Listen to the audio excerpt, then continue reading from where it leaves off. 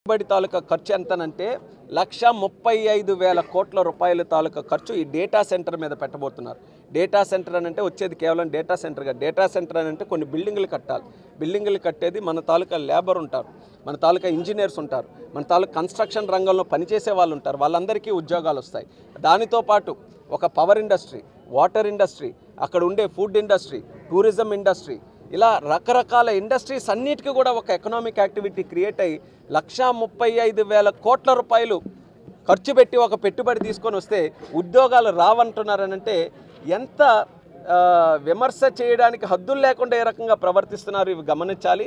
అయితే వాళ్ళు ఎంతవరకు ఈ గూగుల్ మీద వాళ్ళు విమర్శన చేస్తే వాళ్ళ అవివేకం, అజ్ఞానం అనేది ప్రజలకు ఇంకా బాగా తెలుస్తుంది. కాబట్టి వాళ్ళకి ఆ రకంగానే మాట్లాడనివ్వండి. ప్రజలు కూడా ఒకసారి గుర్తు చేసుకుంటున్నారు, మనం అసలు ఎందుకు ఓడించాం వాళ్ళకి అన్నది ఎవరైనా మర్చిపోతే ఈ గూగుల్ మీద చేసిన విమర్శలకి వాళ్ళకు కూడా అనిపిస్తుంది, దీనికోసమే మనం ఓడించాము, ఇంత అజ్ఞానంతో ఉన్నారు కాబట్టి మనం ఓడించామని ఆ వైసీపీ తాలూకా ఆ యొక్క బ్రాండ్ ఏదైతే ఉందో అది ప్రజలందరికీ కూడా తెలుస్తుంది. సార్, శ్రీకాకుళం జిల్లాలో కొన్ని ఐటీ క్లస్టర్లు గుర్తించారు, దానికి ఏమైనా కంపెనీలు తెచ్చే?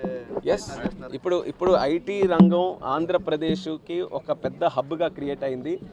గూగుల్ డేటా సెంటర్ వచ్చింది, క్వాంటమ్ వ్యాలీ మన చంద్రబాబు నాయుడు గారు చేస్తున్నారు, రతన్ టాటా ఇన్నోవేషన్ హబ్ మనం చేస్తున్నాం, ఏరోస్పేస్ ఇండస్ట్రీస్ చేస్తున్నాం. అంటే టెక్నాలజీకి సంబంధించి స్పేస్ ఇండస్ట్రీ ఇలా ఎన్నో ఇండస్ట్రీస్ మనం తీసుకొని వస్తే ఉత్సాహం పెరిగింది.